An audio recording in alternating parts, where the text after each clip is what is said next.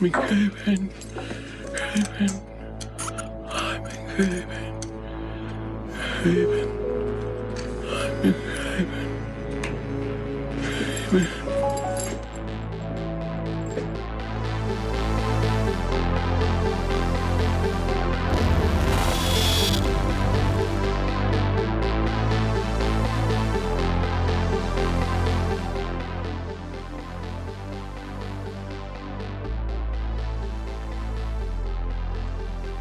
El principio de humanidad en el derecho penal y la realidad.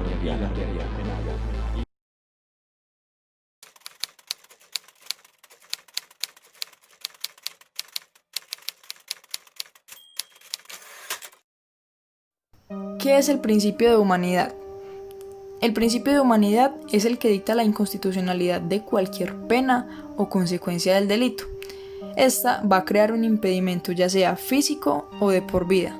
Algunos ejemplos pueden ser la muerte, una amputación, castración o esterilización, también podría ser una intervención neurológica y entre otras.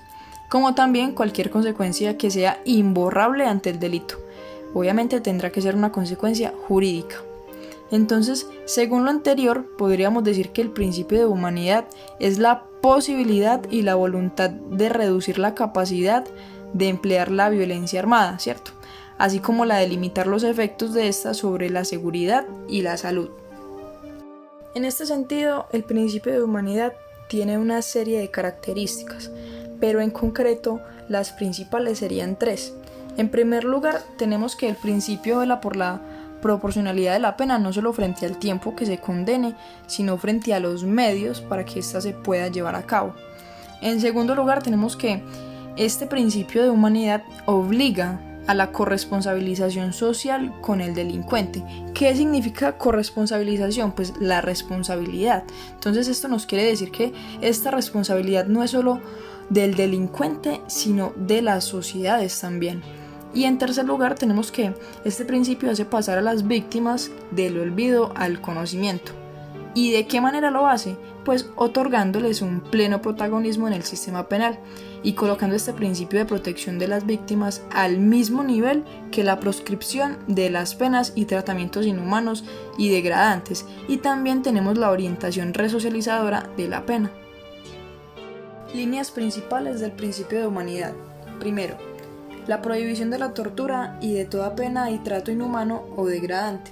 ¿Esto con qué? Con el fin de que se refleje primero en la parte especial del derecho penal y segundo en las consecuencias jurídicas del delito.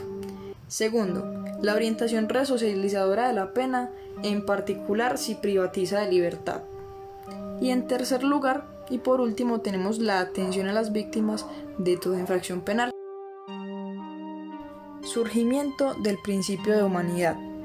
Bien, vamos a hablar de este surgimiento según nos lo planteaba el maestro Ferrajoli, quien en su momento generó unos planteamientos y una serie de preguntas para buscarle el fin a la pena, como cuándo, cómo y por qué de una condena o castigo.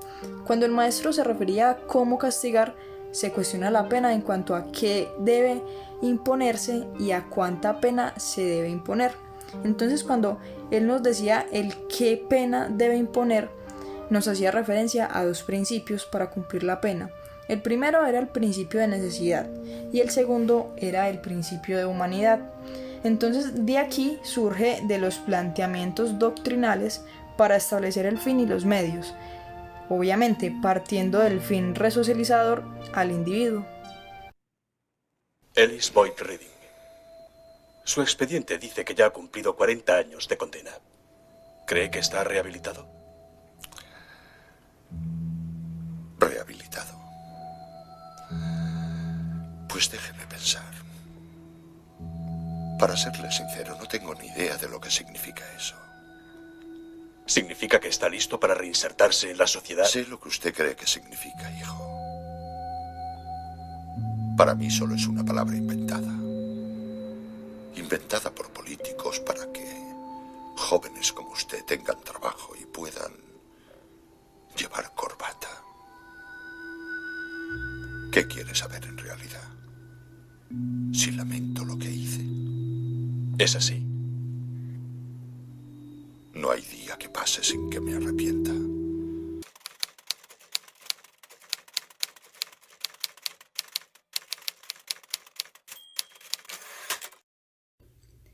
Al igual que en la Constitución política, el primer artículo del Código Penal consagra la dignidad humana, señalando que es el fundamento del derecho penal y tiene el carácter de norma rectora de las disposiciones penales.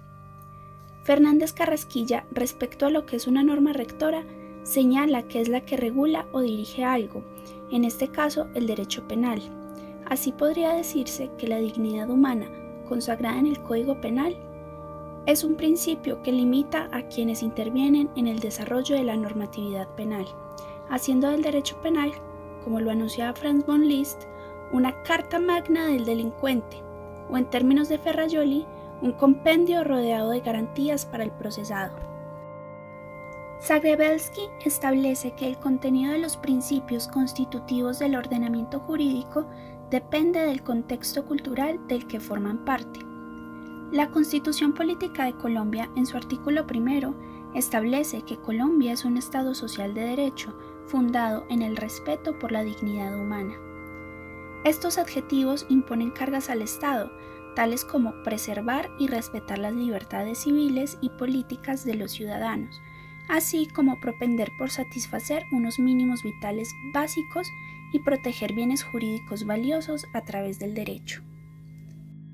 Si un Estado legitima su existencia por respetar y proteger la dignidad humana de los individuos, ello implica que está obligado tanto a prestaciones de hacer como, por ejemplo, garantizar condiciones materiales para que las personas puedan gozar de sus derechos plenamente, como prestaciones de no hacer, bien sea prohibiciones expresas o tácitas.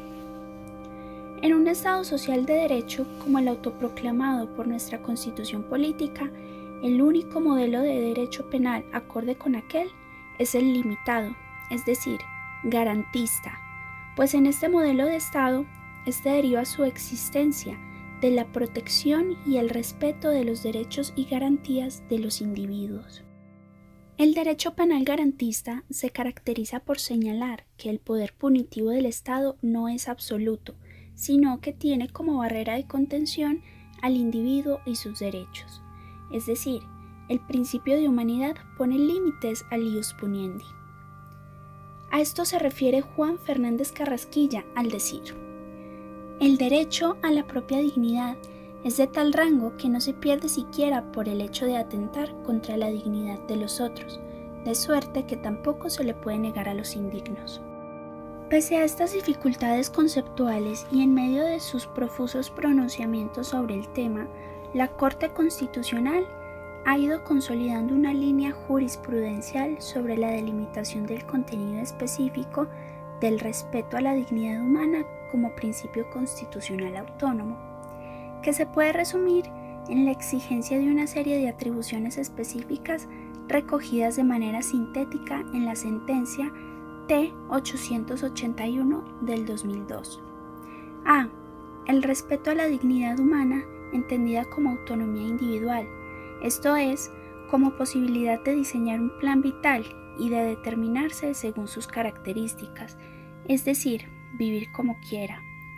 B. La intangibilidad de los bienes no patrimoniales de la integridad moral y física, es decir, vivir sin humillaciones. C.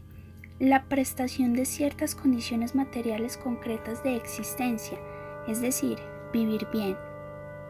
Esta caracterización general ha centrado el concepto de dignidad humana en la atribución de lo digno, dejando quizá en un segundo plano la referencia a lo humano, cualidad que permite enriquecer el contenido del principio con dos exigencias, podría decirse que ontológicas previas, las cuales se encuentran implícitas en la elaboración jurisprudencial. El reconocimiento de las limitaciones del actuar humano por una parte y la no diferenciación entre los individuos de la especie humana por otra. A partir de este contenido específico, podría decirse que la dignidad humana, en cuanto a fundamento del modelo de Estado constitucionalmente asumido, cumple un doble papel. Por una parte, como dirían Berlín y Ferrajoli, sirve de límite a las posibilidades de actuación del Estado, como libertad negativa que impide la intervención estatal en ámbitos no dominables por los individuos de la especie humana o reservados de manera exclusiva a su esfera individual. Por otra, la dignidad humana cumple también un papel como libertad positiva o de prestación en lo ateniente a la optimización de las condiciones de vida. Y así, solo queda preguntarnos, ¿realmente se cumple este principio rector del derecho penal en el contexto colombiano?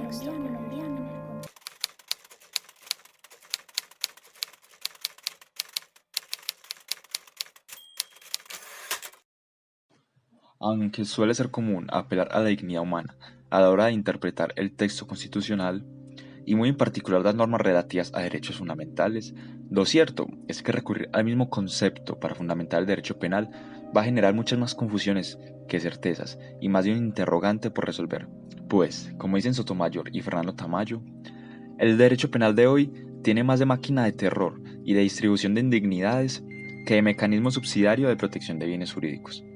Así lo acredita la situación actual de las cárceles colombianas, como producto final de la aplicación del sistema penal, que, dicho por la propia Corte Constitucional, se encuentra en un estado de cosas contrario al orden constitucional vigente, de manera grosera, que conlleva a un desconocimiento de la dignidad humana, incompatible con un Estado social y democrático de derecho. Así, señala expresamente la Corte Constitucional que las cárceles colombianas se caracterizan por el hacinamiento, las graves deficiencias en materia de servicios públicos y asistenciales, el imperio de la violencia, la extorsión y la corrupción, y la carencia de oportunidades y medios para la resocialización de los reclusos, es decir, hablamos de una universidad del crimen. Con base en lo anterior se concluye que las condiciones en las que viven los internos en estos establecimientos carcelarios son inhumanas y no se compaginan con el principio de humanidad. De ahí que los citados textos legales planteen un reto hermenéutico importante, ya que, si se quiere trascender el simple uso retórico de la dignidad humana, el simple uso textual, es necesario avanzar más allá de las meras declaraciones formales y delimitar un contenido específico de aquello que en estos momentos significa la dignidad humana. Y es así, por cuanto se está ante un concepto indeterminado, cuyo contenido solo es posible aprender a partir de atribuciones de significado previas, por lo que en realidad toda elaboración jurídica sobre la dignidad humana va a comenzar en el ámbito de la política y no en el ámbito legal. Así, si se requiere que el Estado intervenga para mejorar las condiciones materiales de existencia acorde con las exigencias de una vida digna, lo procedente no es crear un delito, sino la realización de una acción fáctica positiva, y en últimas la implementación de una política social adecuada, una intervención que en el Estado constitucional se encuentra garantizada a través de las normas que protegen los derechos sociales, mas no se encuentra aplicación de las mismas. Por lo tanto, como sociedad, nos enfrentamos a un importante reto, el dejar la ignorancia a un lado, el sentir la realidad del otro en nuestros zapatos, el apelar al cumplimiento de las normas y derechos que se enmarcan en nuestro Estado social y democrático de derecho, pues son estas mismas normas escritas en papel las que nos pueden guiar y constituir como ciudadanos de una Colombia diferente, donde cada colombiano sea pieza fundamental de su desarrollo. Solo se necesita creer en que es posible.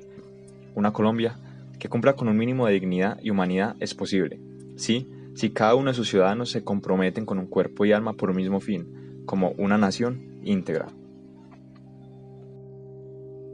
Multivac se despide recordando que la realidad divaga en la perspectiva y es frágil como ella misma.